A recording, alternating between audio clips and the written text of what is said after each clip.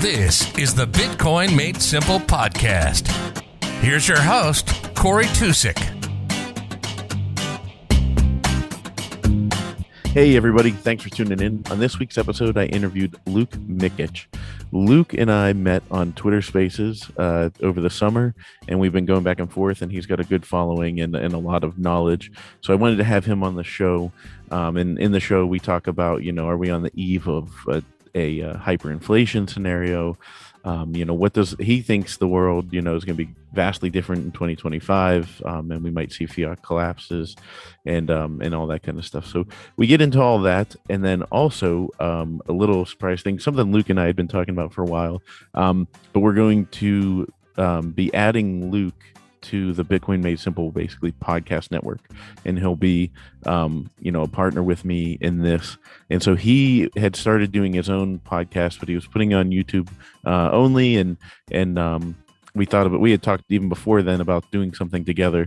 So he's going to bring his show actually to this channel. So when you guys go into the channel and look at the episodes, you'll still see my interviews, which will they'll all vary. I mean, we kind of bring different energies, but there's a lot of synergy between us.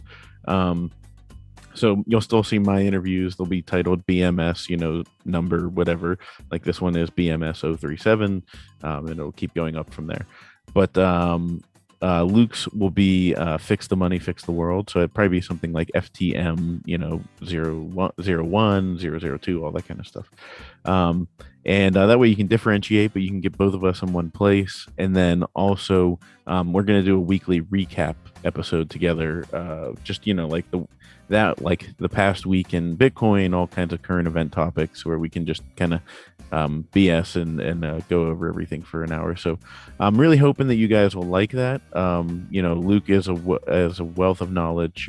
He's very entertaining to listen to, so I think he's going to be a great addition. And this first interview here, I think you guys you'll really like him, and it'll be great to continue this going forward. And hopefully it gives you guys more content, because I know everybody is looking for more and more podcasts and more stuff to listen to. And I don't bring the knowledge, but I bring other people on that bring the knowledge. So hopefully it's helping you guys learn more about Bitcoin as I learn about it.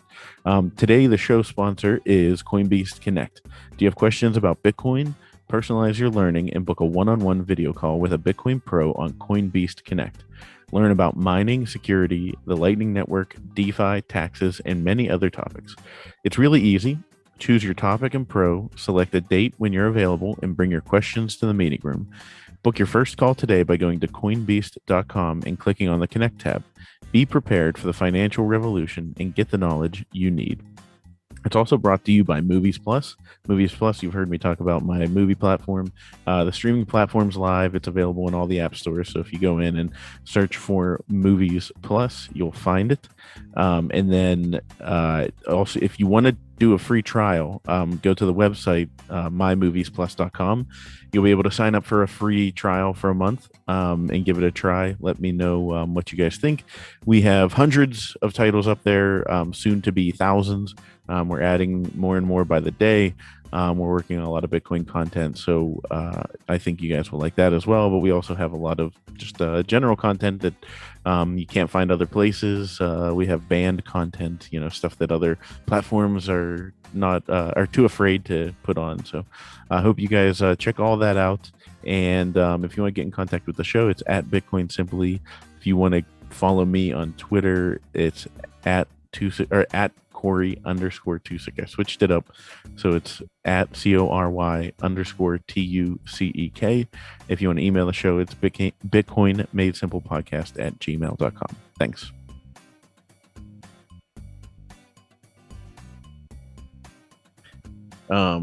So the movie lighting, is it freaking you out a little bit? Like I didn't even do this on purpose, but it is, since you're in Australia and I'm in Pittsburgh. It is the middle of the night for me, basically.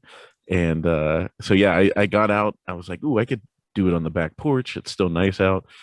And as soon as I pulled the zoom up, I was like, it was pitch black. And I was like, oh shit, that was dumb.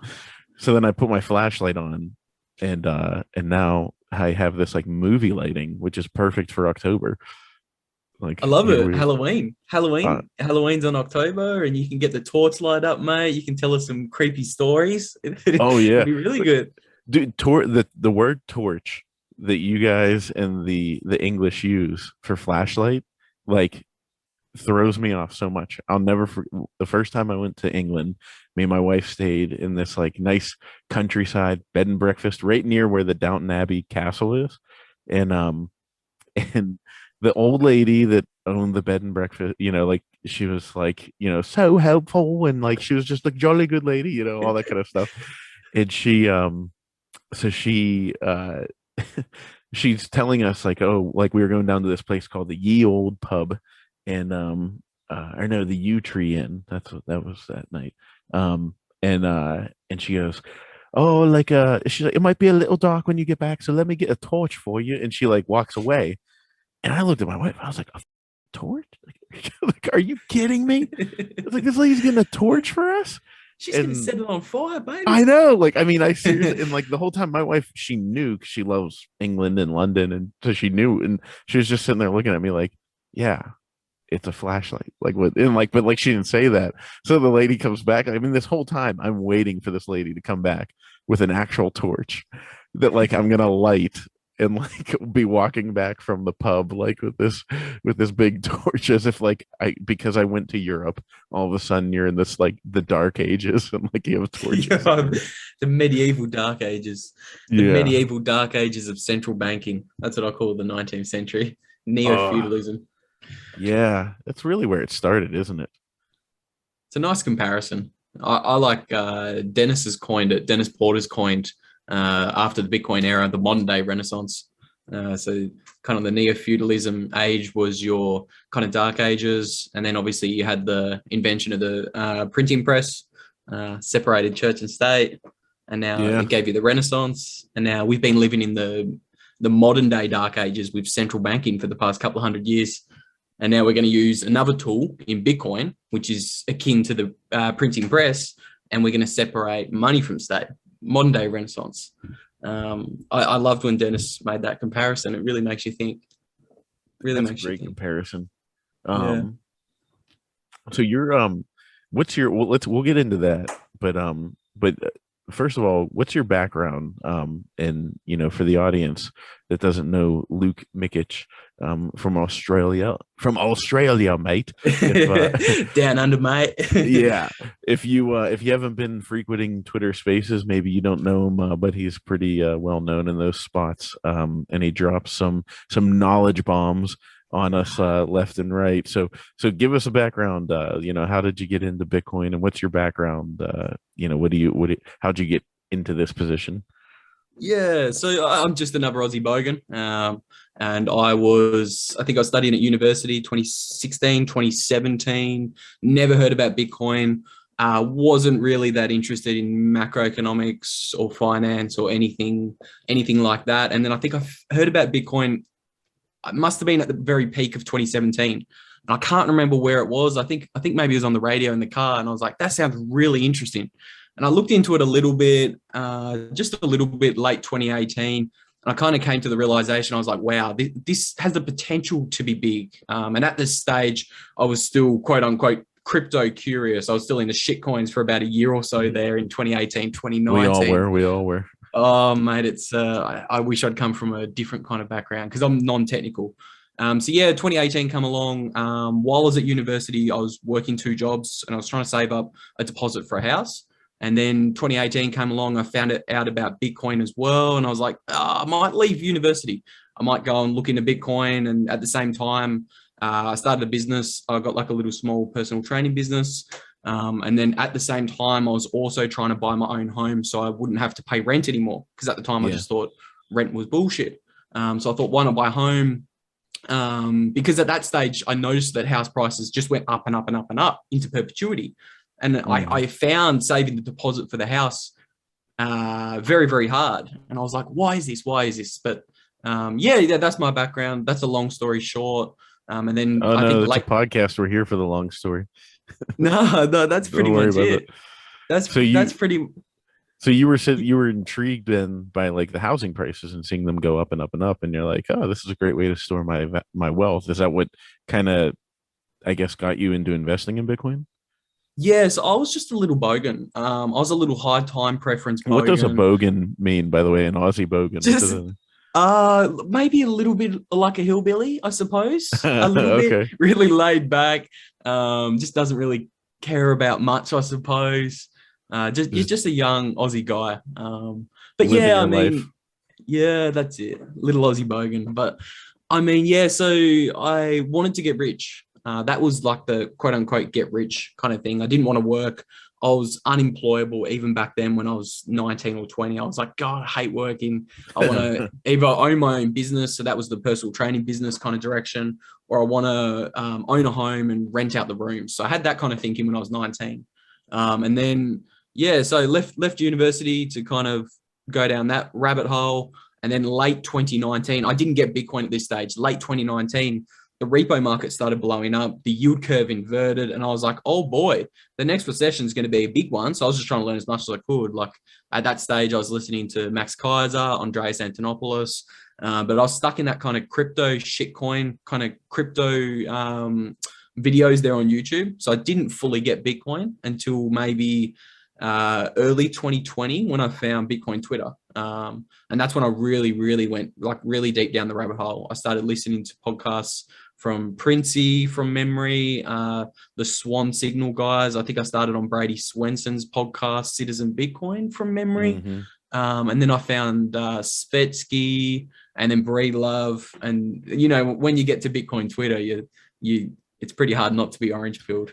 Oh, it's a whole nother animal once you're there. Uh, Yeah, yeah. it was easier as a lurker. Once I started participating, then I was like, it makes it even crazier. So early 2020 is a perfect time. That's basically, I guess, your first buy-in in, or I mean, is that when you first bought in? Like that was the first time you were like, or were you buying shit coins and Bitcoin earlier than that? Yeah, so 2018, I was trying to learn as much as I could about investing and all of that kind of stuff. And I got all the propaganda. So you've got to be quote unquote diversified. So I was buying Bitcoin around 3 or 4K, that bottom in 2018 when I first heard about it. But I was quote unquote diversified. So I had a little bit of like gold and precious metals because I heard about the Hmm. fiat Ponzi. I wanted to have like a little portion for a deposit for a home. I had a basket of stocks. So I was looking into all of these biomed stocks, tech stocks, robotics, automation, all of those, you know, high and flying stocks that would do well over the next 5 or 10 years. And then, yeah, it wasn't until 2020 until I was properly orange pilled. I was like, oh, hang on a minute.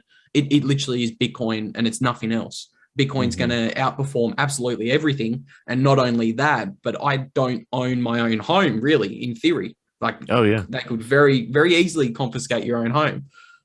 They could very easily confiscate any of your shares that's sitting on a stock trading platform. They could very easily confiscate any cash in a bank. So I was like, oh, wow, it's Bitcoin, not just because it's economically superior and it's going to do a 2000x from here if it becomes the next global reserve currency, but it's also an asset that you can actually hold in a sovereign way that we've never seen before as humans. We've never had the ability to hold Bitcoin in like a multi-signature setup where you can geographically distribute your keys in a way that nobody can confiscate your Bitcoin.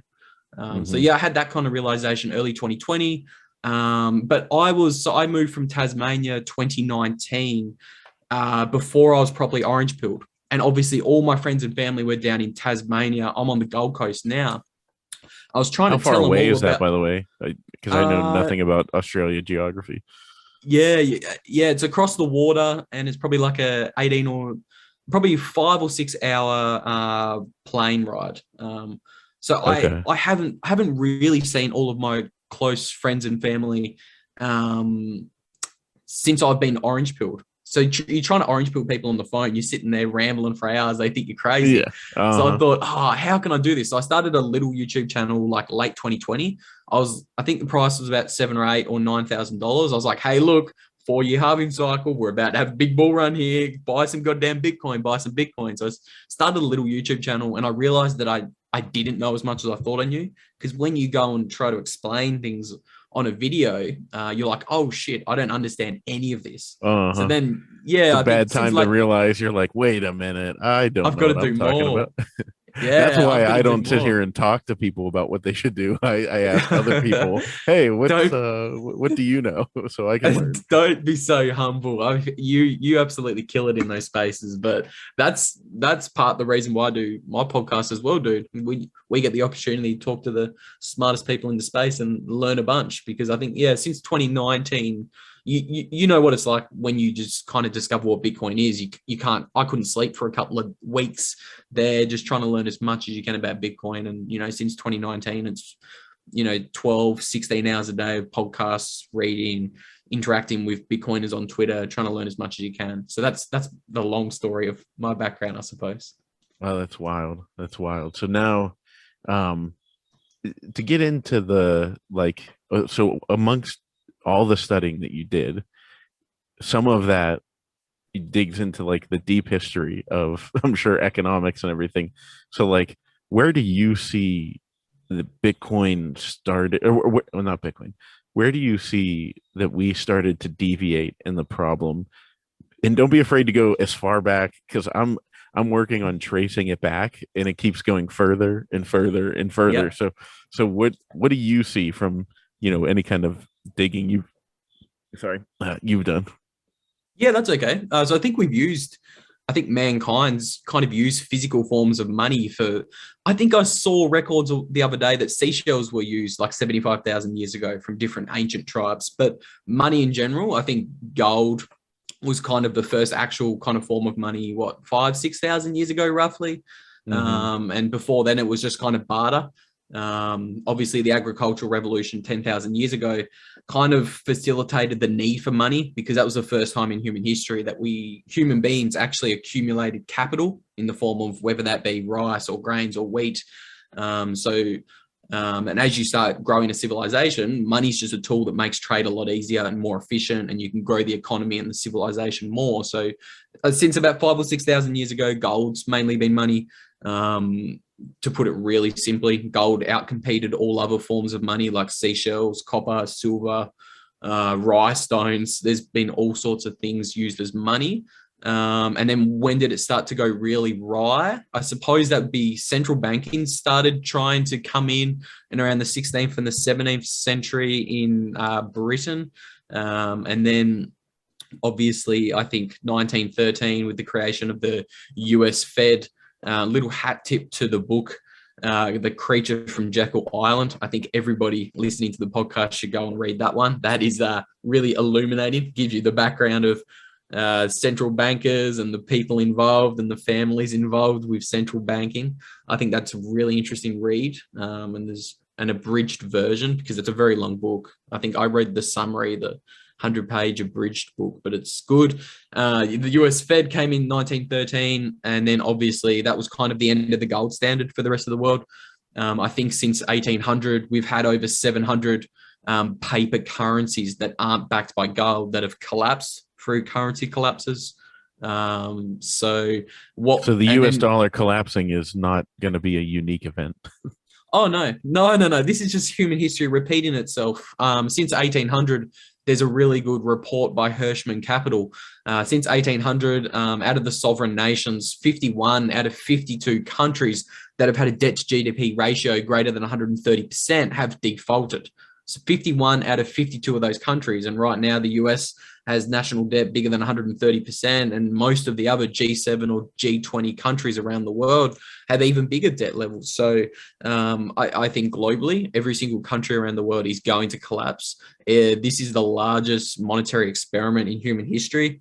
Like, we have 180 fiat currencies around the world, connected in this kind of globally connected banking system, where once a few of the dominoes start to fall, they're all going to fall. And obviously, where did it go wrong? 1913, we kind of slowly started to de-peg from gold to pay for World War I. And then obviously you had the 1933 FDR with the gold confiscation, and then gold got revalued a couple of years later. That was another kind of event that devalued the dollar and currencies in general and took it a little bit further away from a gold peg.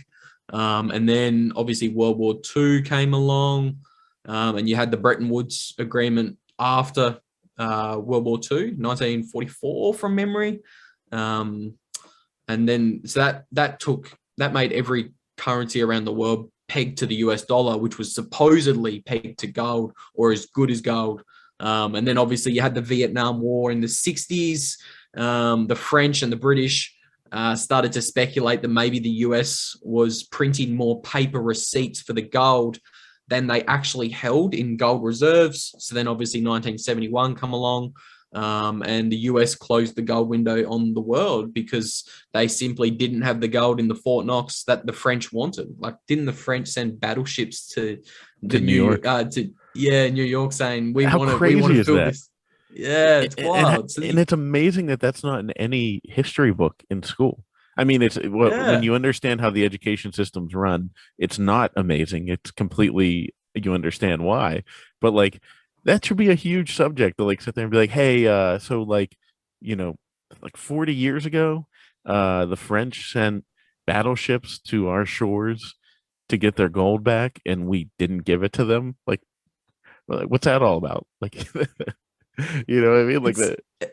It's absolutely wild. And when I found out that in probably 2019 or maybe 2018, I came to that realization. I was like, why don't they teach us about this in school? This is really strange. And I think that's why we're both doing what we're doing with podcasts, because we're just trying to educate people about the really unique and, I don't want to swear, but effed up position that we are in comparatively in human history. Like, this is the largest monetary experiment. And in 1971, when the US implicitly defaulted on the rest of the world by closing the gold window, it started a 50-year fiat fiasco, as I call it. I mean, the average lifespan of a fiat currency is 29 years or something from memory. So out of those 700 currencies that have collapsed in history, the average lifespan is like 29 years. And since 1971, it's the 50th anniversary here in 2021 that the entire globe, the Australian dollar, the euro, the Chinese yuan, we've all been unbacked by gold. And that's a monetary experiment that's never been tried before. Every currency around the world unbacked by gold. So that's the monetary history. And that's something that's going to explode in our face in grandiose fashion. I mean, it's getting weird right now. Because I mean, this is usually there's a couple day lead between, but I'm actually going to release this like tomorrow morning. And so this a little bit of current events mixed in, but like the whole Facebook being down. And then like I keep seeing all these things where, people are talking about all the ships being held off of ports in the United States, and it's holding up the supply chain and everything like that.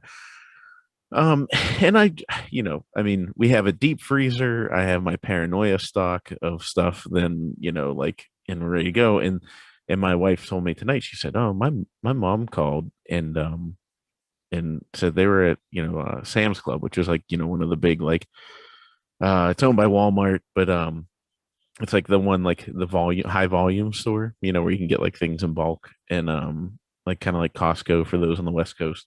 And she was like, they had like no toilet paper, no paper towels, and she went back to buy a chicken pot pie or something, and they didn't have them. And the guy at the bakery said, "Oh, it's like we don't have any shelves." And he's like, and this is like on the corporate level. They're like panicking, they can't get stuff. And so, my wife was like, I'm gonna get a bunch of, like, she was like, if you see a massive grocery bill, like, don't freak out. And I was like, I just assume you found some kind of deal, because she does all the shopping. So I just sit there and go like, yeah, it works. But yeah, I mean, I told her, I said I was just about to tell her that we need to ramp up the supplies, so it's like something's going on, like something weird is happening. What do you think is going on? Yeah, I get called a little bit radical in these Bitcoin Twitter spaces, because I really do think I think the entire thing's going to collapse in the next 3 years. I think it's all over before 2025. I don't want to get the fiat system. I think fiat collapses before 2025. I'm on record there. I've said it. I think I really do think it's the end game. This is it. Everything we're watching right now is all the early signs of a hyperinflationary event. For the first time in 50 years, we're now seeing measurable inflation in the United States. CPI's up, it's been up above 5 to 6 to 7% inflation for the past 6 months. And We haven't that's seen inflation. not even the right number. That's correct. The fabricated number. Yeah, that's the CPI number that's been heavily fabricated to justify them being able to expand the balance sheet by 500% over the past 20 years. I think M2's grown from something like 20 trillion to like 90 trillion since the year 2000. And that's the amount of dollars in circulation, right? Yeah, global M2. I think they've expanded that by 500 or 600% in the past 20-ish years. I really do think I don't think the inflation's transitory. I think it's the beginnings of literally, yes, hyperinflation. I think like the Fed is still having to print $120 billion worth of QE every single month since the repo market blew up in late 2019. Notice, ladies and gentlemen, the yield curve inverted and the repo market blew up in late 2019, well before anyone mentioned the words coronavirus or lockdown. I always like to reinforce that point. Well, expand on that a little bit, because I mean, you know me enough to know that I'm not I'm not a financial guy. I'm a filmmaker just trying to make it in this world, and I got wrapped up into Bitcoin, and here we are. And so, you know, the reverse repo market, I mean, what exactly is that for smooth brained people like me that don't understand what it is? Because this is Bitcoin made simple after all. So yeah, I'm very smooth brained myself, brother. This is all very foreign to me until the last couple of years, but this is something Bitcoin does. So essentially there's an overnight lending market between banks. They lend on like a 24-hour kind of period. So the largest money market funds, they lend to the largest banks around the world. So think of like your JP Morgans, your Goldman Sachs, your Citibanks, and they obviously lend with other banks around the world in an overnight market. And the repo market in 2019, it kind of, the interest rates spiked. So they spiked from 1 to 2% to above 10%, meaning that nobody would lend to each other. It was essentially a credit freeze. Some of the actors in that market, they must have had the feeling that, hang on a minute, something's off. I don't want to lend market to this perceived risky actor over here, or I think something really bad's about to happen with the stock market. I want capital. So the Fed was having to print, I think it was $500 or $600 billion between September and February. Again, this is well before the stock market crashed. And Jerome Powell was very adamant. This is not QE. There's nothing wrong with the financial markets here. Look away. This is not QE. Like, I have lots of not articles, but well, I talk about this in one of my articles. Like, there's screenshots and there's videos, Jerome Powell saying there's nothing wrong with the financial system. This is simply quarterly rebalancing. Look away, look away, look away. And then obviously the propaganda videos came out of China with people dropping dead in the streets, which we now know is directly propaganda. People don't faint like that or fall over from a virus. I won't say too much and get this one deleted, but yeah. No. I'm on record. I've said to people, I'm like, all right, there's two things that are happening. People are not dropping dead in the streets from COVID, and people are also not dropping dead in the streets from the vaccine. So doesn't mean there's not anecdotal stories each way.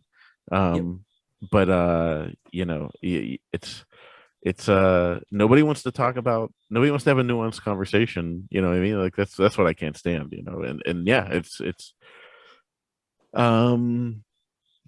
a crazy world. I mean, they, you know, well, a friend of mine who's like so anon, like anonymous, that he like doesn't even have a phone anymore, and and his OPSEC is like through the roof, and and yeah, like the only way I can communicate through him, like it's like through like basically feels like carrier pigeon the way we have to communicate. Um, and yeah, it's but he's the smartest. He's one of the smartest people I know, and he called it. He called this whole thing. I mean, to the he was telling me about COVID in like January of 2020, and like just laying everything out, and I was like, okay, oh shit, like this sounds really bad. Um, and he basically said something along the lines of like this virus is either going to decimate the world like physically and actually kill a bunch of people and all that, or it's going to become a machine that's used by the state. And I mean, he called like when I say he called everything, I mean I have the receipts. I won't share the text message because like obviously he prefers his privacy, but like it was when they announced the stay-at-home orders, and I'm laying there like putting my kid to sleep, trying to like pretend like, oh yeah, everything's fine, normal life, just go to bed, let's read Berenstain Bears, blah blah blah. Um, and and and like after my kid falls asleep, I'm like texting him like, all right, what happens next? Like you nailed everything to this point. And he called the riots in the streets.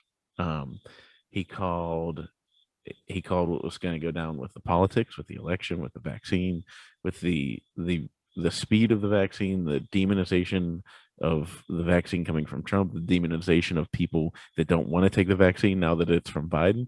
I mean, I'm here to tell you this: my friend hates Trump, like hates him.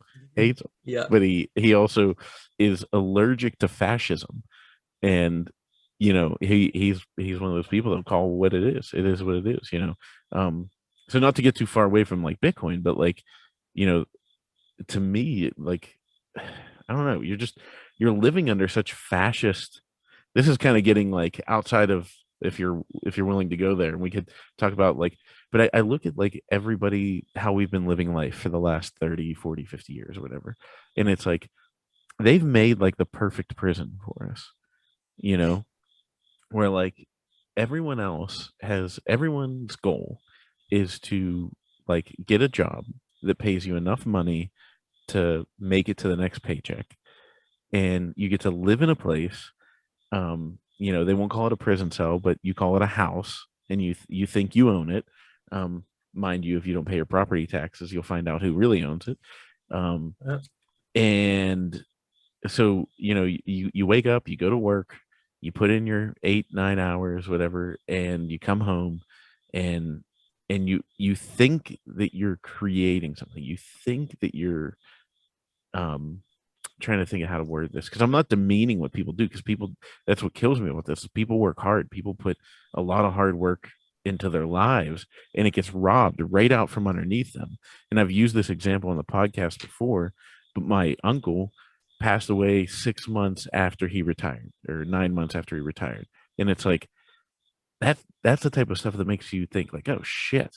You know what I mean? Like you work your whole life with the hopes of like hitting your 60s and being able to quote unquote retire and live off of the money that the government saved for you. Um, and that's how you're supposed to live your life. So like you're supposed to waste all your good years just slaving away with the carrot that, hey, I might be able to relax one day. And they put you on that hamster wheel, and here you are. You get to the end, you're exhausted, people's bodies are ruined, their minds are ruined, and they're just happy to get there. And if they're lucky to get there, and they're like, oh, I'm so glad I made it to retirement. And then they get to just like wither away on the government, quote unquote, government dollar that is really the dollar that was stolen from them and held on to over years. So we talk about these perfect prisons, that the Great Reset, like people have talked about that they want to put you in, but it's like it kind of in a way has almost existed, don't you think? Yeah, no, 100%. Yeah, I mean, you mentioned lots of really good points there. Firstly, sorry for your loss. That's really sad, but that's the fiat propaganda that they push to people. They say, yep, go and get a mortgage on your home, go and get a mortgage on your car, go and get a mortgage on your credit cards. Yeah, don't worry about the 25% interest rates on your credit cards. It's all good. Just get into debt up to your eyeballs, and it's all good. It's all good because you've got your little hamster wheel job. You go and work your little hamster wheel job, and don't worry about the fact that prices just go up and up and up into perpetuity. Inflation's normal. Inflation's a sign of a healthy economy. I think you mentioned there, it's slavery. They're stealing from you. That's exactly what's happening. It's central banking time theft. Inflation is theft. Printing money out of thin air and using QE and lowering interest rates to artificially low levels to prop up a massive housing bubble and a stock market bubble. It's theft. It's directly theft. That's what it is. It's putting the average price of a home out of reach for the average everyday person. So they're stuck renting. And when they do finally get onto the mortgage kind of property ladder, they're paying ridiculous rates, ridiculous prices for houses. Most people can't afford the privilege to even buy their own home these days. It's I think the wealth inequality levels at the moment are some of the most extreme they have been in the past 150 years. When you get to the conclusion of a long-term debt cycle, wealth inequality is at these really extreme levels, and the system's unsustainable. But I suppose that's where Bitcoin comes in, because the old system's unsustainable. It's irreversibly broken. It's disgusting that central banks have the ability to manipulate money to inflate their own stock and house portfolio, because they naturally understand how the system works. They have 90% of their wealth in stocks and houses. But when you look at the what the everyday person stores their wealth in, they can't afford the privilege to own their own home. What is it, like 40% of Americans don't own stocks? 70% of Americans don't have more than $1,000 to get through a rainy day. And the money they do get just gets instantly debased. It's all a consequence of the fiat system, and it's all a consequence of living in the largest monetary experiment in human history. You raised lots of good points there. I'm going off on all sorts of tangents, but no, I'm right there with you. I mean, because you like, I'll never forget. So there was this movie that I was working on, and where we were, the location we were in, it was kind of like more of like a tough neighborhood. I mean, Pittsburgh is a steel town. Like, we were the steel capital of the world. Andrew Carnegie was here. Mellon was here. And it was like, I mean, I forget the percentage exactly, but I mean, of that, like, a super majority of the steel was at one point all coming from Pittsburgh. And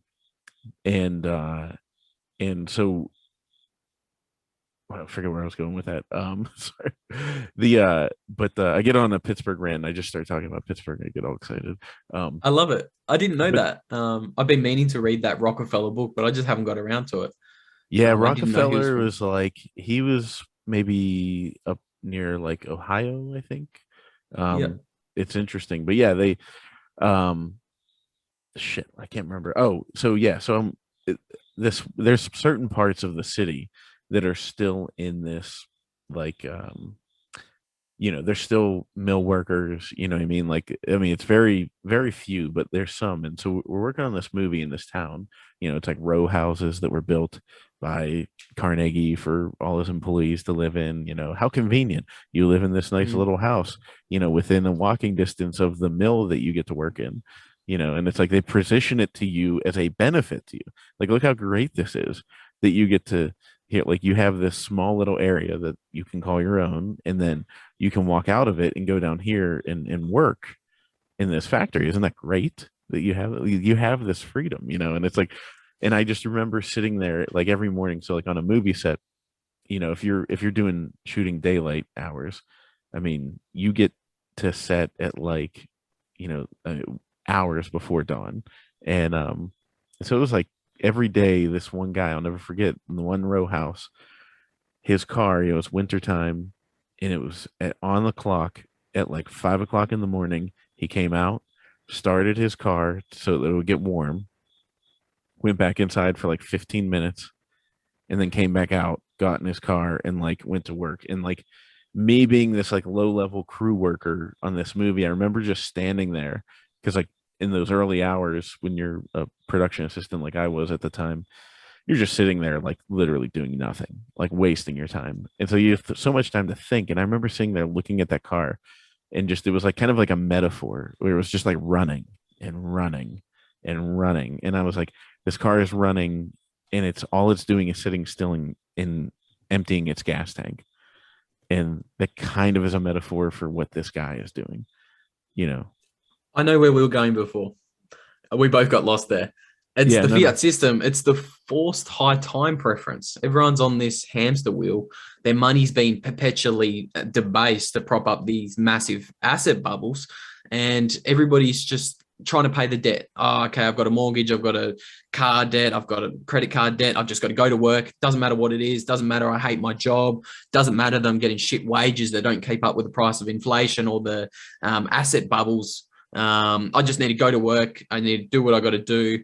I've got to work 50-hour work weeks doing a job that I hate. And it's just having a money that's systematically broken, that's debased by 10% a year. It forces you into this kind of high time preference mentality where you don't think with a low time preference. You can't plan for your future. You can't, delay gratification because all of your money is going to paying all of the things that imprison you, the mortgage, the debt for your credit card, that's All where the you. fiat stuff that you buy, like Yes. the my my wife when I occasionally get to drop some Bitcoin bombs on her, we were Occasionally. yeah, she's just like, okay, that's enough, I'm done. um but at T-ball over the weekend, which is just like American baseball, for like little kids, and my wife was sitting near the other team, and she was just overhearing like parent conversations, and she was just like, "Oh my god, like these people, they're talking about going to Starbucks and how they go every day." And they get their drink, and she's like looking at it, and she was like, "This cup was like massive." She's like, "Yeah, it'd been like that's like a $7-8 coffee." And I was like, Bitcoin fixes this. Like we're driving. I Yes. was like, Yes. Bitcoin fixes this because like people like they're so stuck in that fiat mindset, and it's like once Yeah. you get pulled through the orange pill, you're like on the other side. You're like, I mean, it's like it's kind of like whenever you have figured out the matrix, when Neo figures out the matrix and everything's ones and zeros around you, where you can just look Yeah. around and see everything for what it is, and you're like, that's a waste of money. That's a waste of money. That's a waste of money. That's Like, a distraction. That's a distraction. That's a distraction. I'm glad you brought up the Matrix metaphor. I was about to bring it up. Once you take the orange pill and you see the world for what it really is, you can't unsee anything in your everyday life. You realize that everybody's been systematically brainwashed through the propaganda machines, the TV. Like that's a lot of the reason why our society is so kind of materialistic. It's forced into people from the day they're born on the TVs. Oh no, you want the fancy car. Oh yeah, you want the fancy house here in Australia. There's nothing as safe as brick and mortar. Yeah, you've got to go and got to jump onto the property ladder. And it's all, when you see all of it, you're like, everything just makes sense. Everybody's so distracted. Everybody, they might get one day off a week on the Sunday and they don't want to face the reality of the situation they're in. They go and get absolutely plastered. And they just have these massive benders because they're stuck in this kind of nihilistic, self-perpetuating doom loop. And they just think, I can't do anything with my life. I can't plan for the future.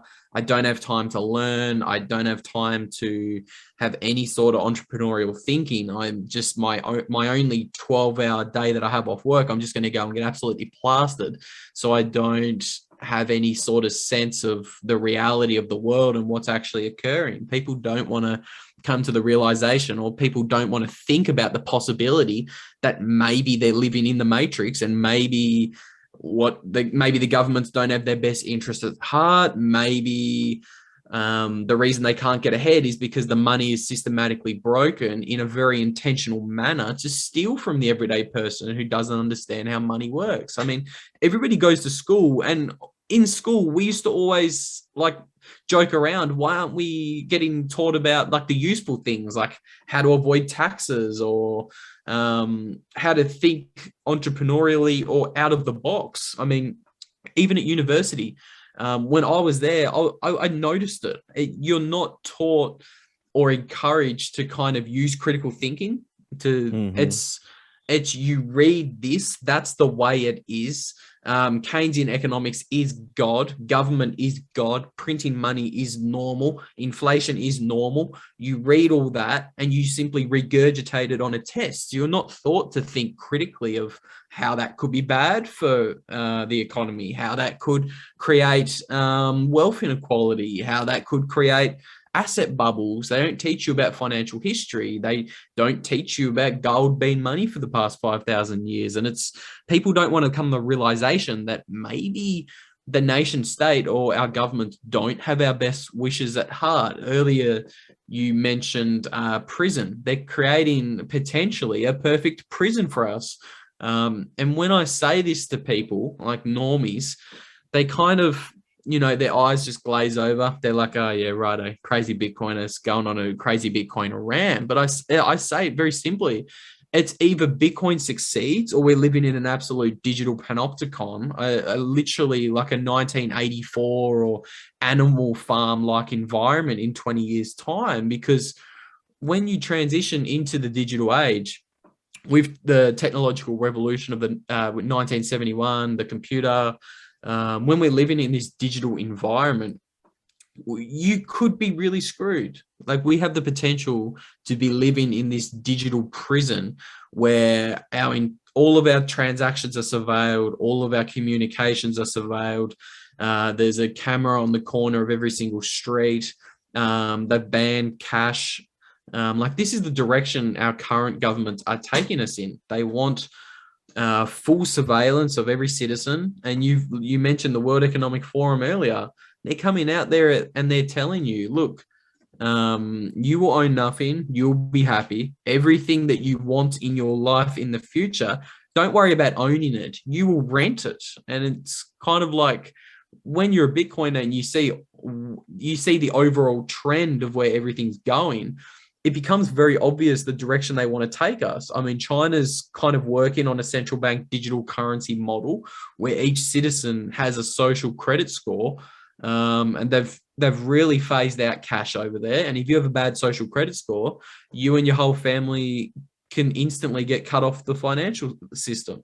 You can't transact, you can't buy food, you can't get a train ticket, you can't get a plane ticket. You're trapped in this perfect prison. And overnight in China, you can get disappeared. And a lot of people say, no, Luke, you're crazy. If Bitcoin doesn't succeed, that couldn't come to a Western democratic country. There's no way that our governments in the United States or Australia would do that to us. That's crazy talk. But look at the direction they're taking us. Every single country, Reserve Bank of Australia, the US Fed, they're all talking about implementing a central bank digital currency. And yeah, I mean, I've said a lot there. No, don't you don't have to stop ranting. You're good. I could listen to the Luke rant. I mean, it's like that's where they're taking us. That is where they're taking us in every single country around the world. I haven't even put the tinfoil hat on yet. I don't want to get too conspiratorial, but you have one right there. Yeah, fucking oath I do.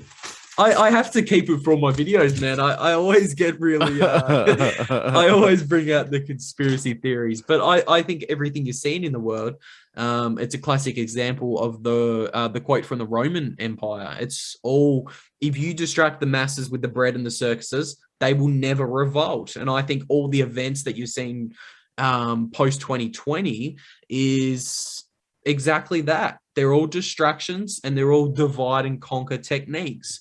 Oh, you don't want to get the medical treatment from the government. Divide and conquer, the race wars, the tax the rich thing. Like recently with AOC wore that dress from the it's the irony that she rocks up at some $30,000 ticketed privileged event with the slogan tax the. Yeah. See, it's a different set of rules for the upper class the quintillionaires than it is for the rest of us plebs, the 99.9%. Do you think people are starting to wake up to it? Because I mean, so you're living it in Australia because it's absolutely insane what's going on there now. But I think that like people, in maybe like a soft way, are revolting because not everybody, as much as we'd love everybody to be as vocal as we are about like speaking out against these problems. I think that a lot of places, like people were just like being like, you know what?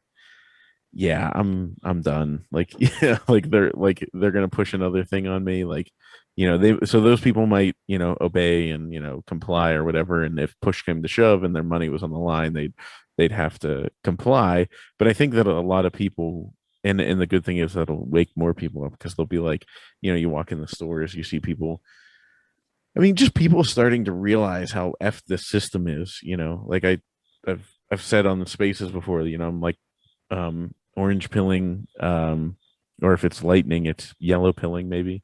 I like that. The delivery or like people like doing like pickup orders and stuff at like Target and like the other Walmart or whatever. I'm like tipping them in sats and like, hey, like download the Moon Wallet, download Wallet of Satoshi, and right now I will send you 1,000 sats for doing the job you're doing. Because the funny thing is, I think for the most part, some of them will take it, but I remember during the pandemic trying to like tip them, and they were like, "Oh, we're not supposed to take tips." And I was like, "All right, just show me. I'll just scan your QR code. I'll send you something. Don't worry." And That's awesome. So I think stuff like that, people are starting to wake up and go, something's wrong. Like, even I don't know. Do you think like we say normies? Do you think normies are starting to wake up and go, something's a little off? Like that moment when Yeah. you wake up and you're like, you can smell it in the air. You're like, something's weird. Something's Yeah. going down. Yeah, when you I get accused a little bit of being a little bit too dystopic or talking about the really potential for a really dark kind of future. I always like to reinforce the fact that no, I think Bitcoin wins in the long run. Bitcoin's just saving us from this really Orwellian dystopic future. I just like to outline it so people are aware of where we're going if Bitcoin fails. And like people call you conspiracy theorist, and I said to my dad when he was saying like, "Oh, you're being a little conspiracy theory," I was like, "Dad, I would agree with you if they didn't actually say these things on their websites. Like it's there, they say it in plain English."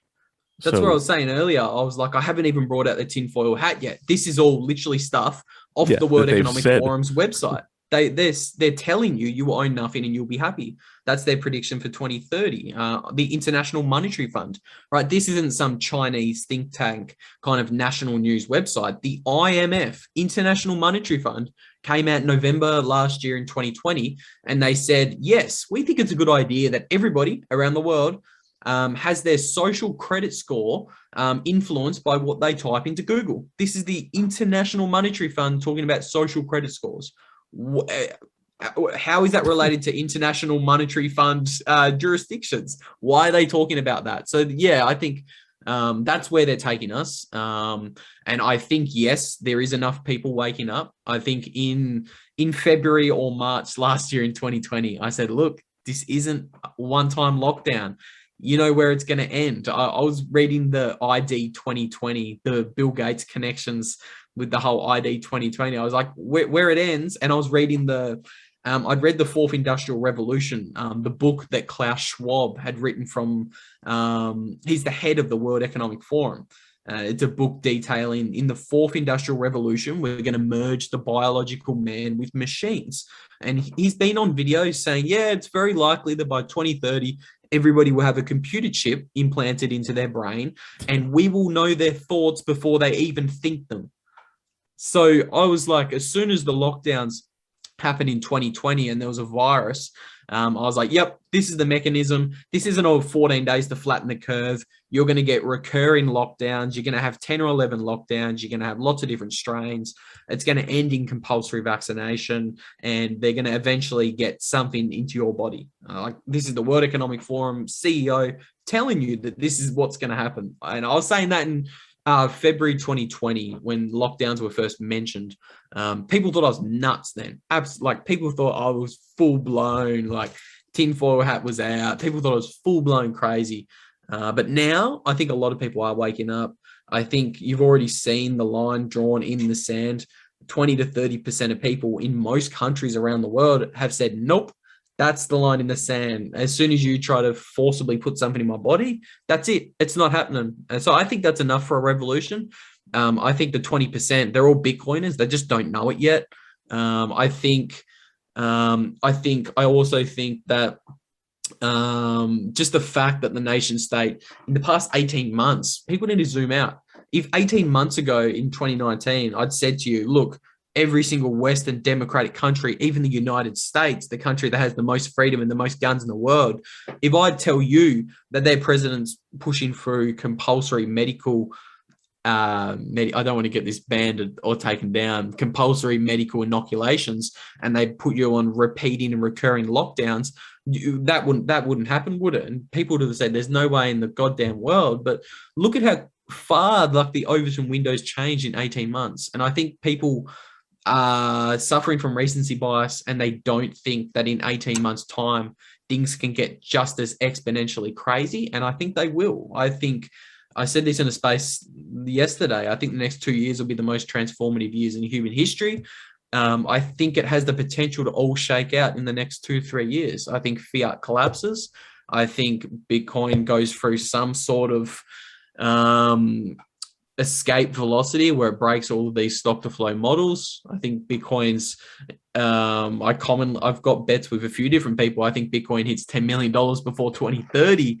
And I think it's all due to all the madness we're seeing in the world. The madness and how quickly things are changing in the world is, in my eyes, an indication that central banks and nation states around the world are they're aware of the fact that they're losing control of the monopoly on money for the first time in 5,000 years, and they're freaking the F out. And that's Bitcoin. And I think we're just watching more and more intelligent individuals realize that Bitcoin is the solution to the biggest problem that we've got in human history, and that's a broken money, and that's elites being able to monopolize the money, whether that be through coin clipping, or whether that be through egregious taxation, or whether that be through a magic money printer that we have now in the 20th century. The money's always been able to be corrupted. It's always been able to be monopolized by the elites. And finally, for the first time in human history, we have a form of money that cannot be monopolized, and it's going to separate the state and money. And I think we're watching them wake up to the realization of that. And that's why they're freaking out so much, trying to grab as much control before they're ready to implement central bank digital currencies. I think they're literally racing the clock against central bank digital currencies.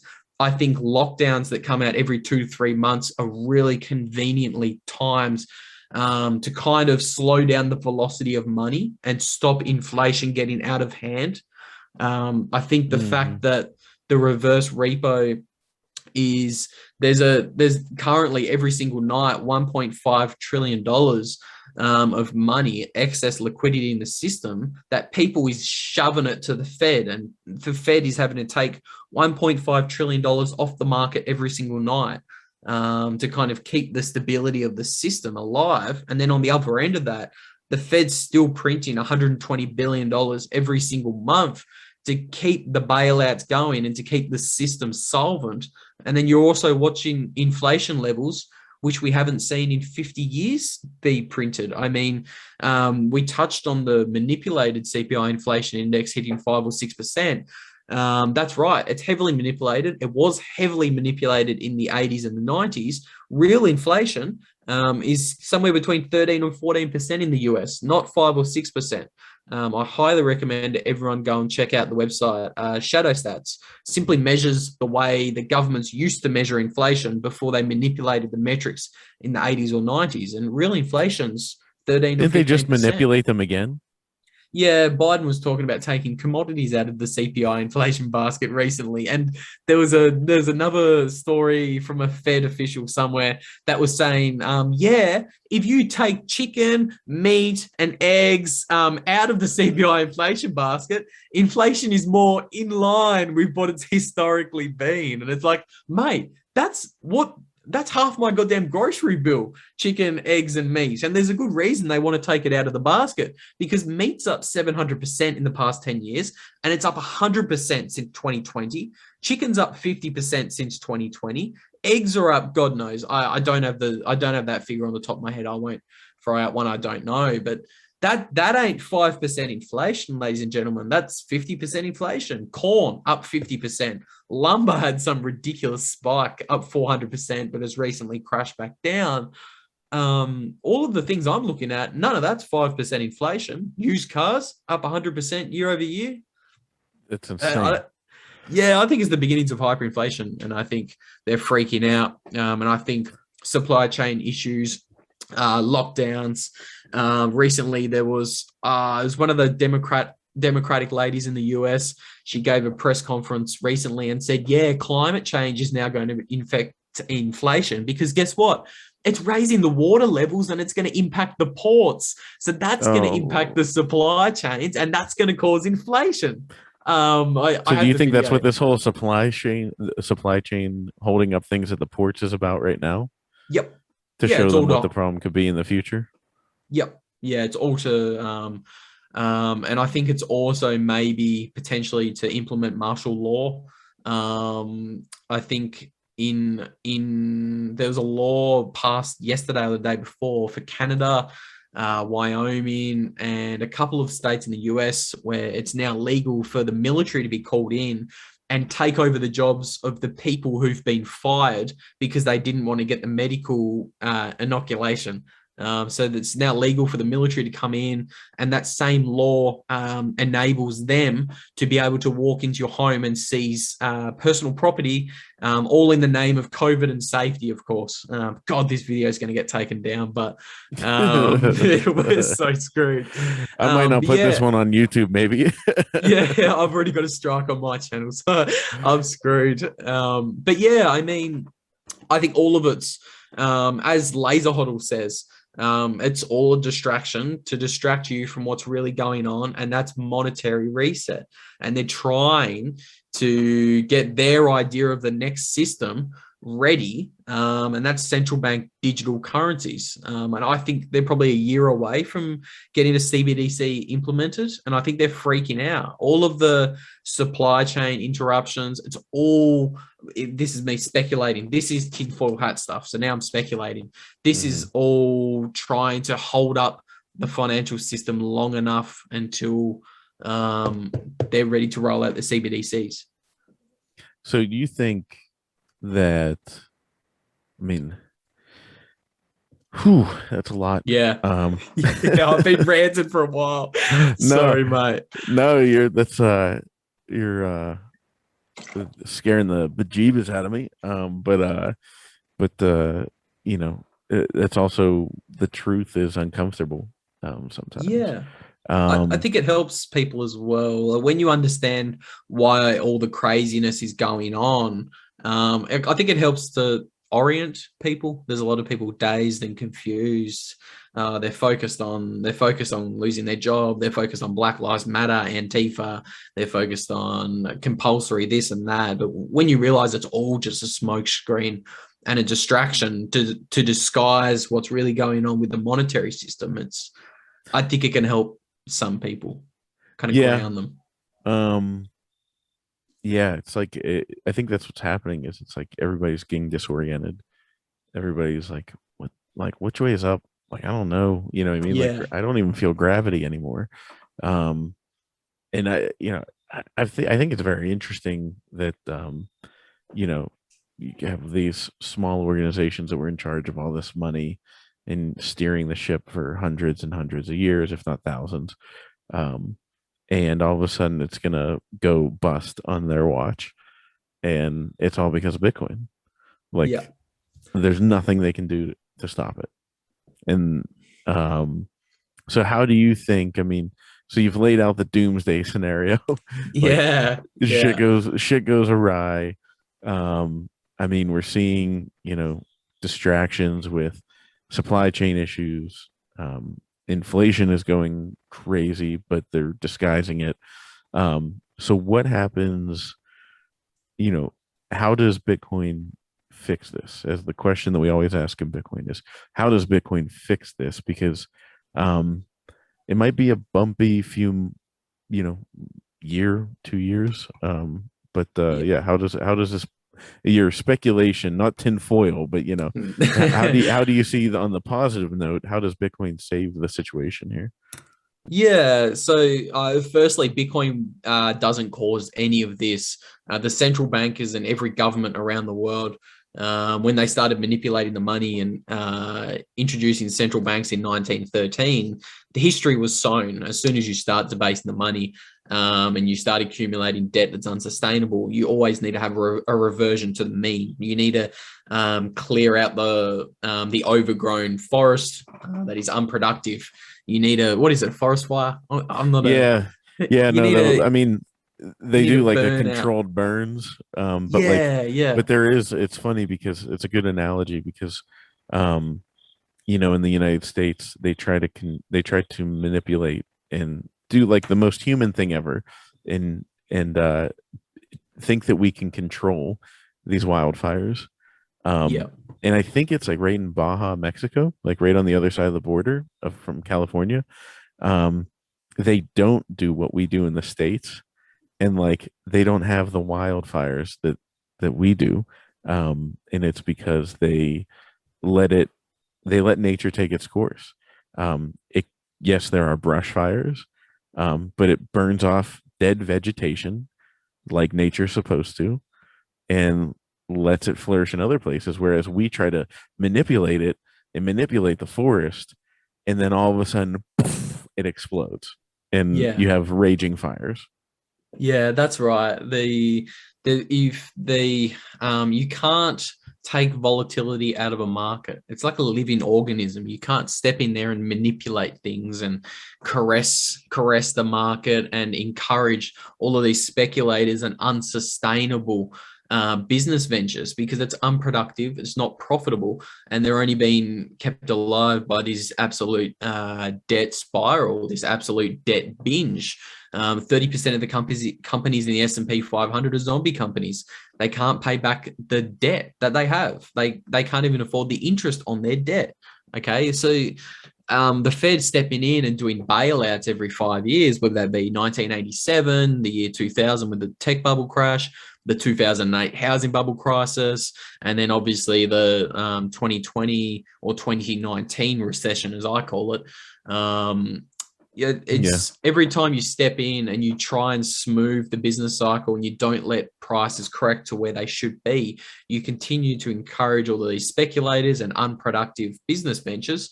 And it simply weakens the economy and the businesses in it. Okay, you can't take volatility out of a market. All you're doing is compressing the volatility and putting it off into the future. Eventually, you're gonna have to meet you're going to have to pay the piper eventually. And the longer you kick the can down the road or delay the reckoning, the bigger the reckoning is going to be.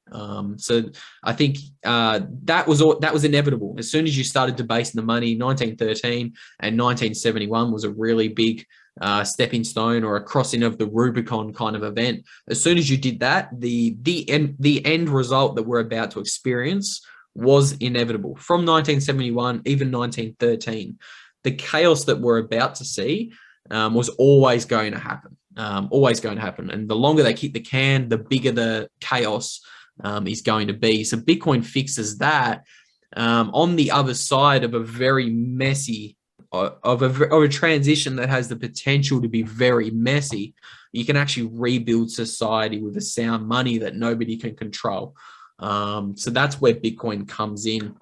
And obviously, the reason that the chaos is going to be so chaotic is because the money was able to be centralized and manipulated. And the more it was manipulated, the larger the volatility will be, or the larger the reckoning the manipulators, the central bankers and policymakers have created. So obviously, when we're on a Bitcoin standard, it's unmonopolizable. You can't monopolize the money supply. You can't take volatility out of the market. You can't give really cheap credit to these unproductive speculators who don't have a productive business venture, and they're simply just piling on more and more debt to speculate on assets. None of that speculative fever should be present on a Bitcoin standard, because everybody's following the same rules. There is no interest rate apartheid, as Max Kaiser coins it. Everybody has the same interest rates. Everybody follows the same rules. There are no rulers. So I think once we do transition, Bitcoin is kind of a foundation that you can actually rebuild society on. So thank God we've got Bitcoin. I say that all the time. Oh yeah, thank God for Bitcoin. And that's why I say there's, if you're a religious person, you can see this, and I am. I say there's a touch of divinity to Bitcoin, where it was, an idea that was, sent down, or however you want to look at it. It's something that that saves us from spiraling out of control.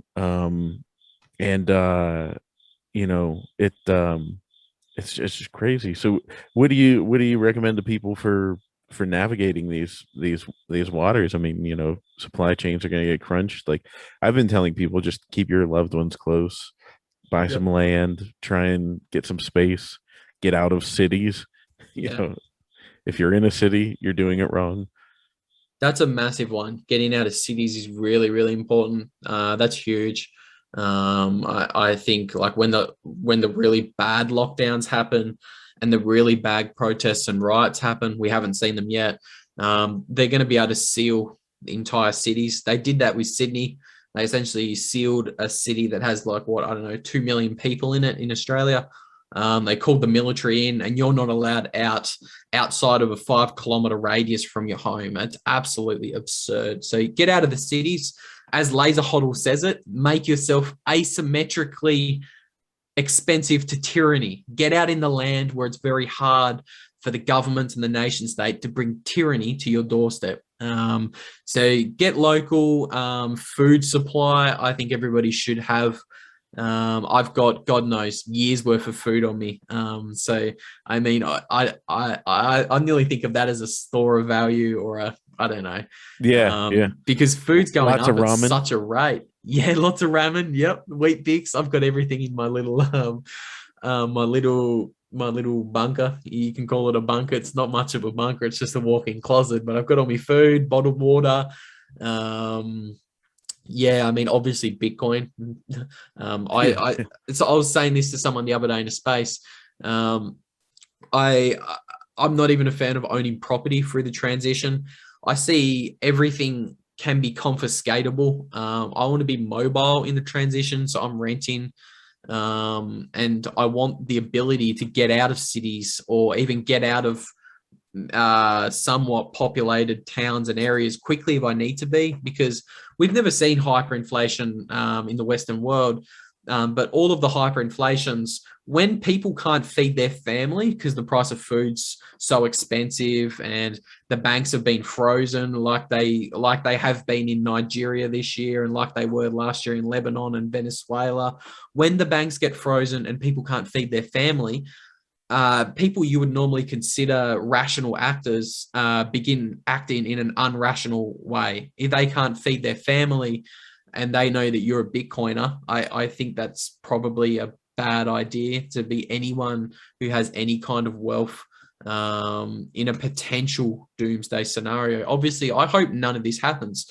I kind of had this thesis in early 2020. I was like, wow, this is how it's going to end. It's going to be really nasty.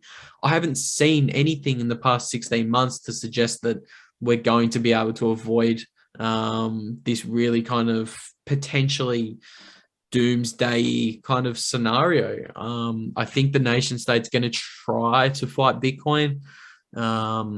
They look to be just increasing their control in every country around the world. I won't go down that rabbit hole. That'll get us properly deleted.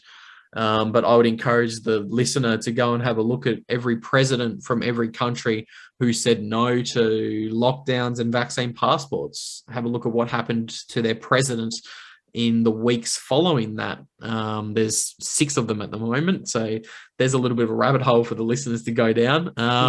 I mean, yeah, it looks like there's a pretty clear agenda by whoever's controlling each government around the world to enforce this great reset and this kind of build back better agenda. I think, if you have any doubt of that, just have a look at the lockstep coordinated policy decisions by every single country around the world.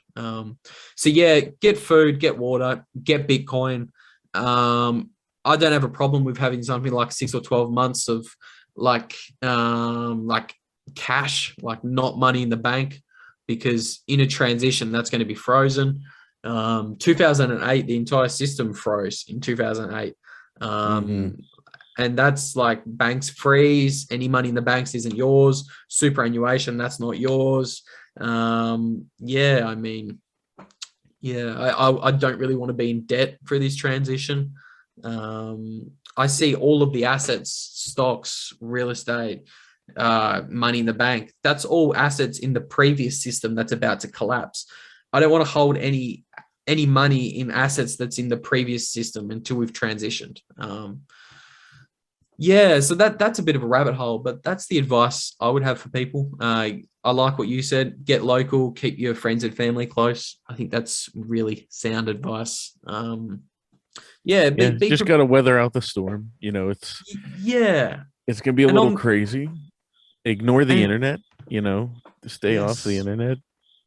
Take a nature bath, get your feet in the grass, like your actual feet, like with no shoes on, enjoy nature. My kids are going to be feral. That's good.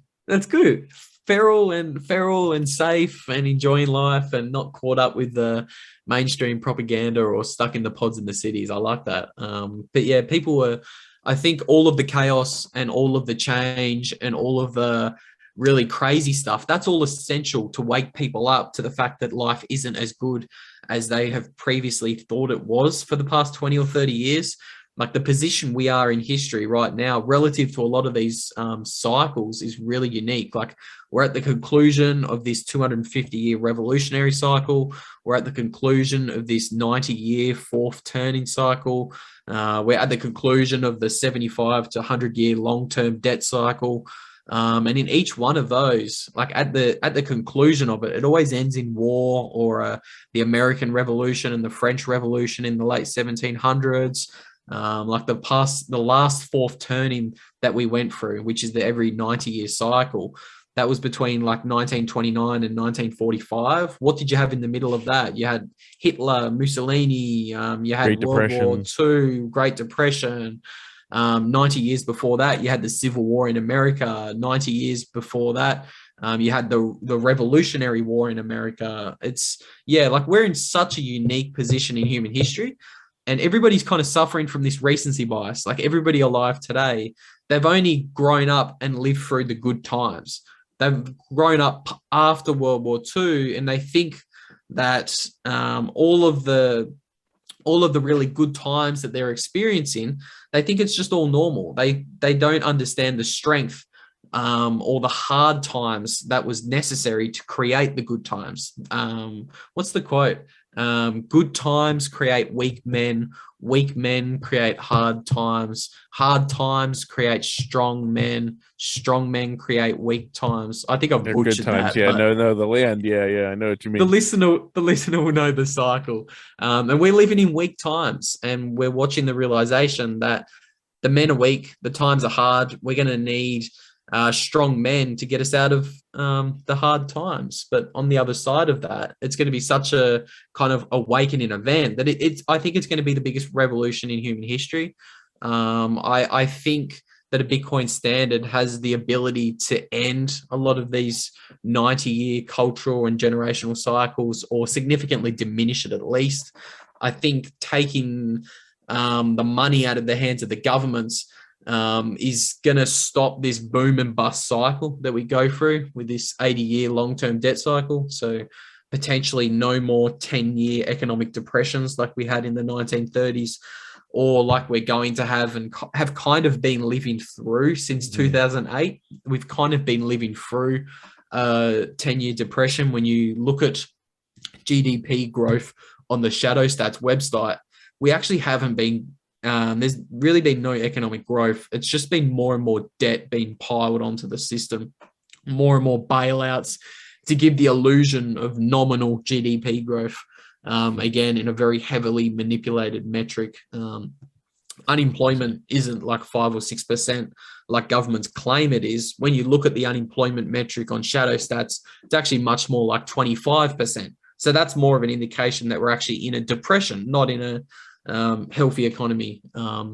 So yeah, I think rebuilding on the other side, I think it really is a modern day renaissance. I think it really is going to be probably the biggest revolution in human history.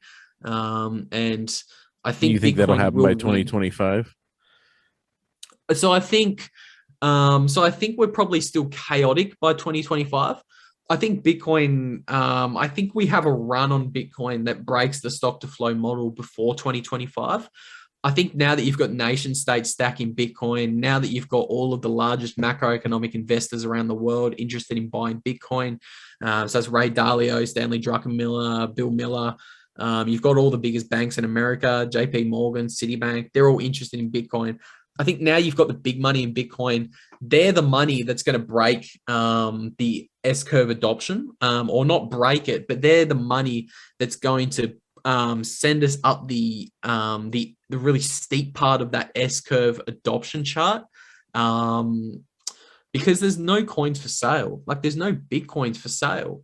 Nobody's selling any Bitcoin. What is it? Like 86% of the supply hasn't moved in 6 months. There's only like 2.5 million coins on an exchange. When you start doing the math, where are those coins coming from? Hey, where are those coins coming from?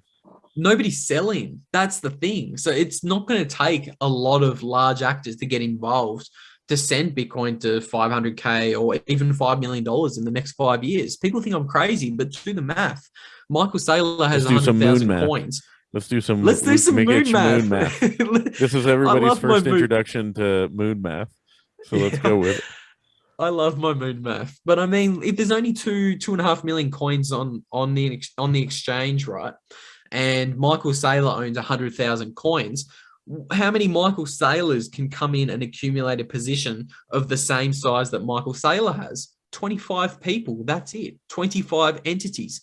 And you start looking at the amount of cash out there, there's hundreds of trillions of dollars managed by institutions. I mean, even the largest tech companies around the world, Microsoft, Apple, they all have like $200 billion worth of money sitting on their balance sheet. Just sitting there. That Michael Saylor calls a melting ice cube that's losing 30% of its value each year. What happens when Bill Gates and co come to the realization that they're sitting on a $200 billion pile of melting fiat? What happens when they have the same realization that Michael Saylor has?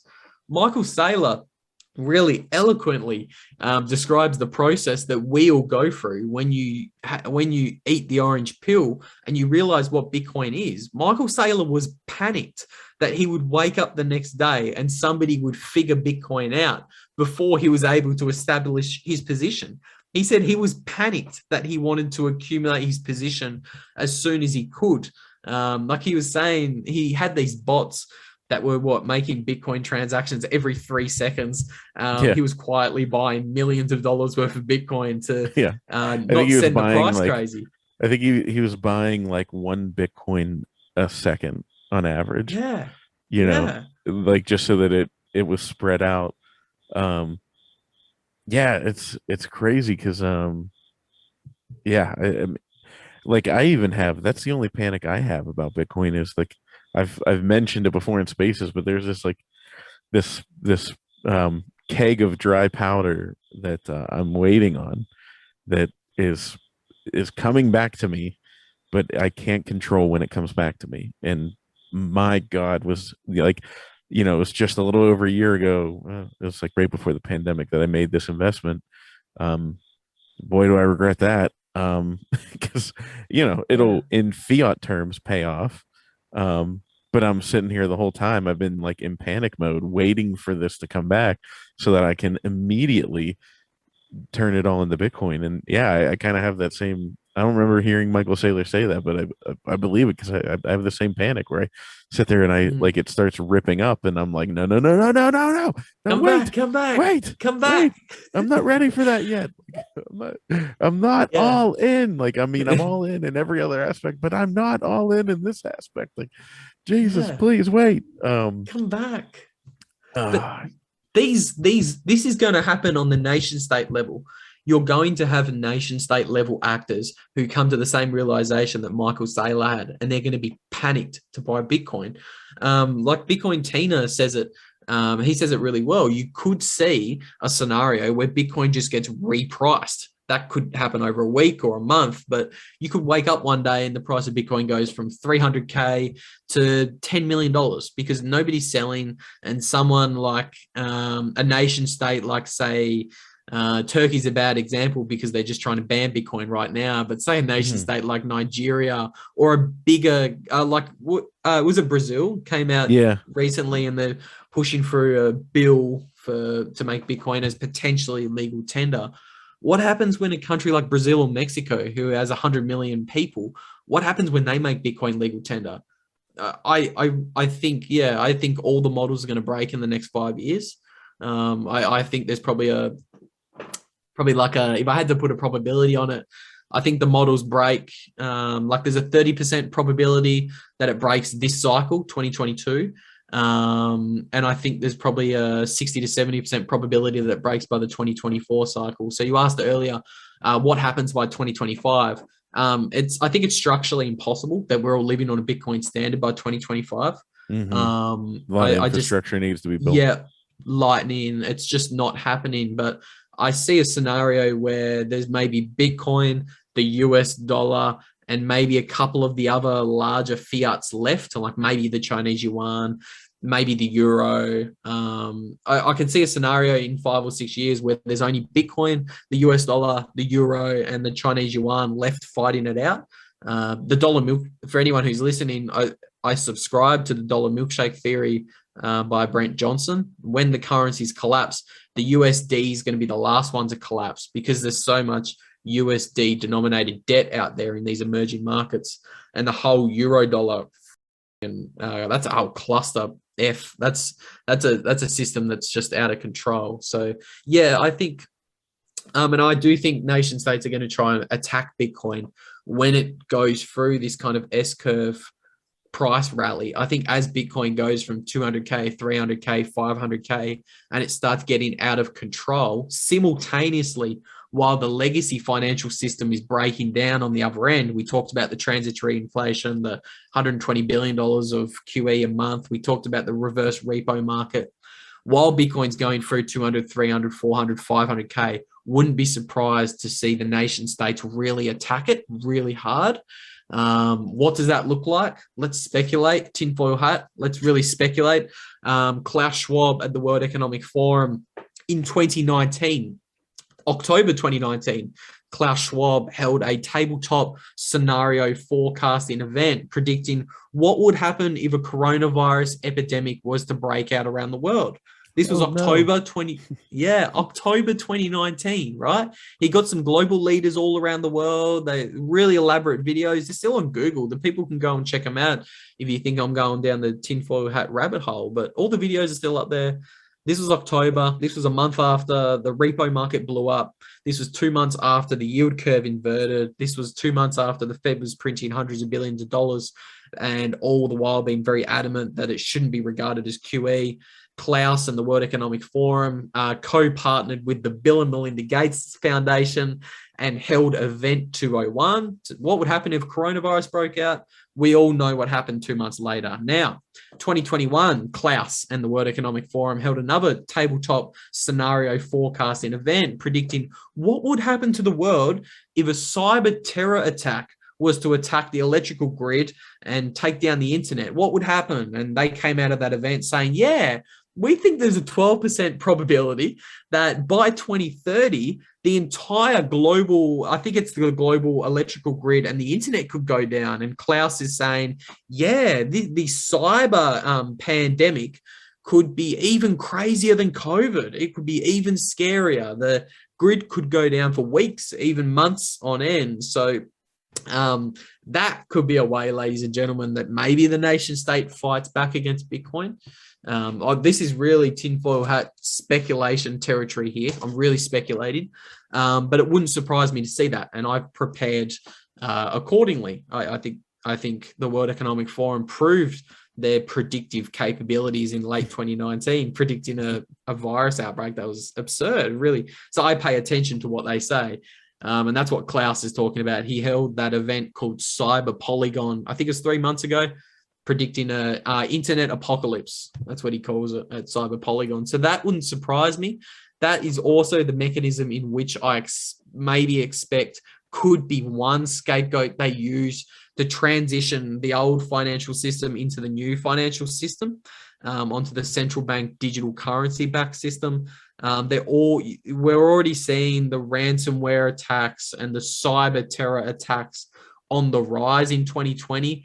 I saw an article the other day. Cyber attacks are up 330% in 2020 over compared to 2019. What a surprise! And all of like the what was that pipeline that went down in the United States, caused all the blackouts? They blamed that on Bitcoin as well. They said, yeah, the hackers got caught using $5 or $6 million of Bitcoin. They demanded Bitcoin. So it wouldn't surprise me if Bitcoin's demonized in this potential risk factor. Okay, I'm speculating. Do you think the Facebook going down today, do you think that has anything to do with it?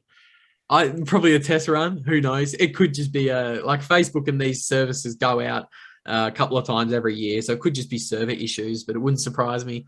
I was very interested on. It's eerie timing. Yeah, it is eerie timing. But I'm interested. So if that attack happens, I don't know what probability of that happening is. Like, I'm really speculating 20 or 30% probability. If that does happen, I'm really interested to see what happens to Bitcoin then. Do countries like Brazil, Panama, Cuba, Ukraine, El Salvador, all of these countries that have shown interest in Bitcoin in the past month, what do they do when the G7 or the G20 countries potentially attack Bitcoin? So like again, we're just speculating. I'm not sure what would happen, but I'm very interested to see what would happen. It wouldn't surprise me to see it adopted by a lot of these Latin American countries. Even the Argentinian president was in an interview last week, maybe the week before. He got asked about Bitcoin laws and he said, I'm not opposed to it. So that was interesting. Most presidents just write it off as a scam when asked about it. So, and the US really does look like they're posturing to clear out a lot of the shitcoins. Like the US is, surely there's with the infrastructure bill, there was an amendment that came out of the White House or something that was hating on proof of stake specifically.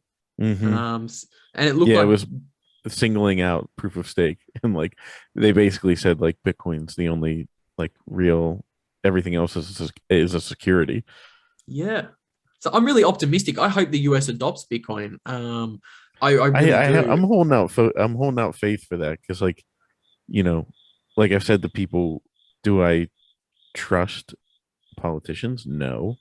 But do I hope for the best? Absolutely. Yeah. Because if the US adopted Bitcoin, I mean, it whether they see it or not, for the politicians, it is in their best interest to adopt Bitcoin because it's the only way that the US retains world power. But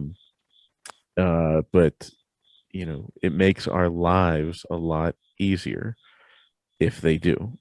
It makes my fingers are crossed. Like I've laid out, like I've given you guys an absolute doom loop of a rant for the past hour about the World Economic Forum and potential risk factors and potential threats for how the nation state might fight back against Bitcoin. But I'm really hopeful. I hope it's a smooth transition. I hope the US adopts Bitcoin as in its treasuries. I hope the rest of the world adopts Bitcoin, and it's just China who's left banning it. And I think that would be really fitting. Of course, a communist country, and that's essentially under a dictatorship kind of regime. It'd be really nice that a communist country bans freedom money. I mean, that's kind of it's not really nice, but it's hopeful for the rest of the world who's opposed to China and theoretically opposed to China's communistic model. It would be really nice that the rest of the world kind of says, you know what, if China bans Bitcoin, we'll adopt it. I'm really hopeful. I really do hope that happens. And I hope the people of China are able to access Bitcoin and escape the authoritarian rise of the central bank digital currency social credit score that's been forced upon the Chinese citizens. I think that's horrible.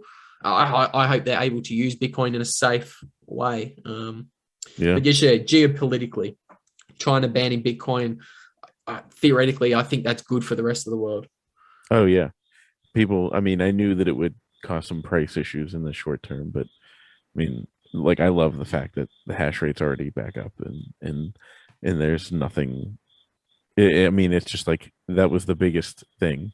Like, the only thing bigger would be the U.S. banning it, but like that would at this point be maybe marginally bigger. Marginally. So yeah, I think it's a beautiful thing to see how they're like, we banned it, and then like they're like, we banned it, by the way. Like they keep like throwing that out there in the news, like, by the way, we super ban it this time, man. Like we really mean it. Nobody's Bitcoining in our house. Like this, there will be Price, no come Bitcoin back. talk. Yeah, come back, Price, come back. They keep fudding it down, and it's I don't. Well, go ahead. No, you go. No, I was just gonna say, I was like, it's just the big picture thing. It makes it the thing that's hard is that it's kind of why I don't know if you saw my interview with Preston, where like at the end I like impromptu asked him about patriotism, and like I don't know if you caught that or not, but like it's like I love my country, I love it, and I want to be here forever.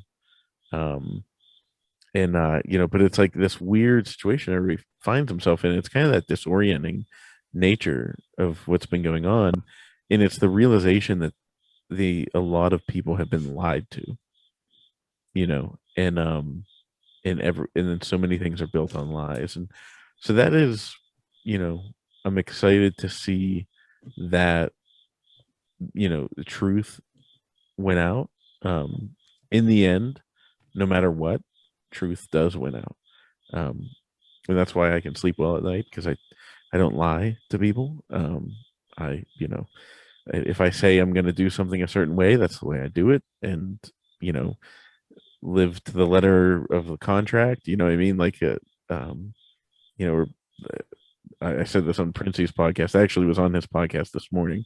Oh, nice. But I said something about like, that, with contracts or whatever, like, it's funny if people can threaten all they want, like different things, but like if you don't lie, it's really easy. It's like life's not that stressful. It's pretty simple. And I also wonder, when did it become like morally acceptable for people to start lying at the scale that they do?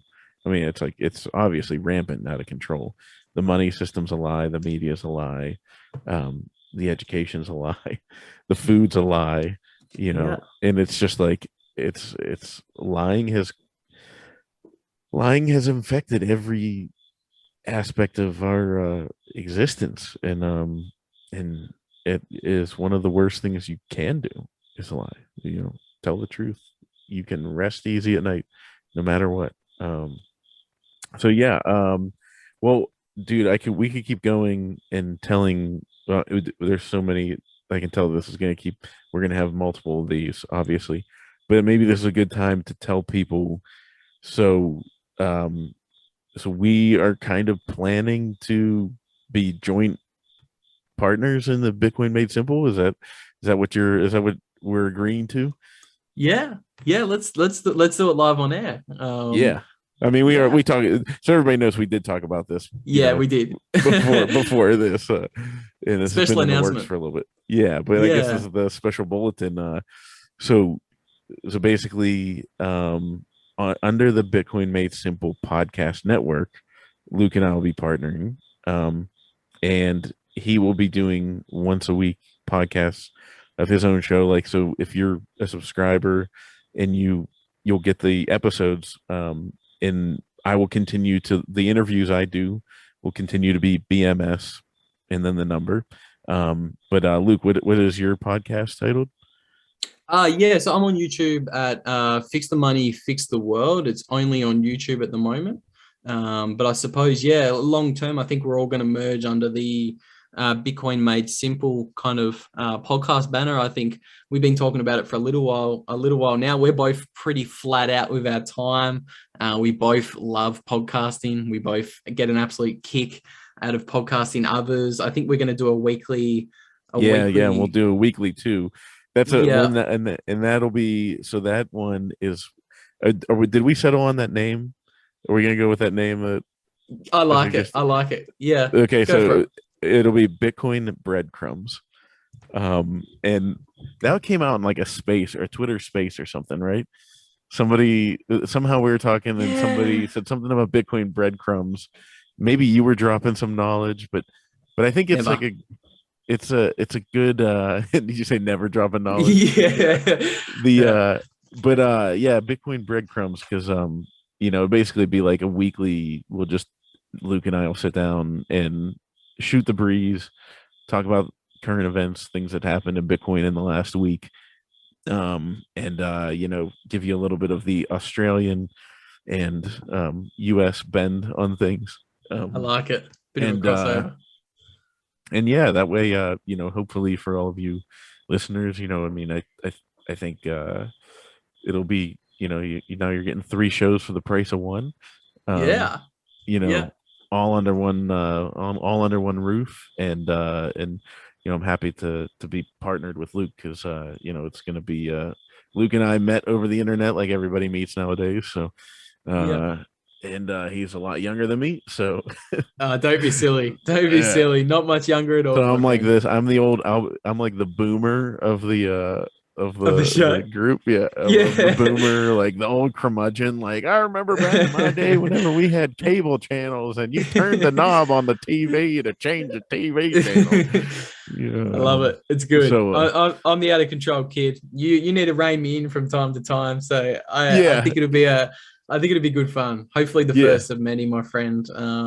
But yeah, I think I'm going to post this on my channel as well. So everybody listening to this on my channel on YouTube, make sure you go and subscribe to Bitcoin Made Simple podcast, because eventually we're probably going to transition everything to there and make it really seamless and do everything under the one banner. So yeah, yeah. yeah. And if you guys, I mean, it's we're supporting your, if you're supporting one show, you're supporting both of us, because we're gonna basically do this like a just like a partnership, and try to build like a Bitcoin Made Simple podcast network, that would eventually, maybe even have more shows. I don't know. We're Yeah. kind of winging it and figuring it out as we go here, because Yeah. I don't think 2 years ago either of us thought we'd be in this podcasting world, but here we are. So yeah. Well, Luke, tell people where they can find you outside of YouTube. You gave them that. If you want to give them that again, and then also on Twitter, all that kind of stuff. Yeah, so YouTube, Fix the Money, Fix the World. It'll pop up. You'll see lots of photos with my big ugly mug in the thumbnail, so you'll be able to find me easily. Don't lie, don't lie. He's the best looking person in. I can say this heterosexually. He's the best looking person in Twitter. Maybe Get that would out be of our best here. way to. We could say that. The way we could announce it is like the best looking person in Bitcoin and Corey. Like it, so just like Definitely not, my friend. Definitely not. You take the cake. But yeah, so that's me on YouTube, the big mug on YouTube. And then Twitter, I think my name is it's my name, so it's Luke Mikic 21. My last name's a pain in the ass to spell, so you guys probably won't find me, but MIKIC. Yeah, MIKIC 21. That's me on Twitter. That's me on YouTube. Hopefully the first of many. I've had an absolute blast. I hope I didn't scare anyone going down the rabbit hole today, but all I can it'll say be fun is too, because as we go, like, because I look at things and I'm like, I go there with like the rabbit hole and I'm like, okay, like I see all that. But then I also like to boil it down. I'm like, really, like what's most likely happening? And most likely, there's money involved and all that kind of stuff. Yeah. I think we'll be like a good, like almost yin and yang. I mean, yes, I'll go yes. there with you, but I'll Yeah. also be like, you know what? Let me reel that back in a little bit. Rein me back in. Rein me Yeah. back in. I need it. I do need it. I'm wild. I went a little bit. I ranted a little bit today. I don't normally get to do it when you're the podcaster. Like when I'm interviewing people, I'm normally reined in. I have to bite your tongue a little bit. But yeah, no, it's good fun today, my friend. That's what the Bitcoin breadcrumbs will be. It'll be just Luke going off and me reining him in. So, yeah. But well, thanks everybody for listening, and thanks Luke for coming on. I appreciate it. No, thanks for having me, my friend. It was an absolute blast, and hopefully the first of many.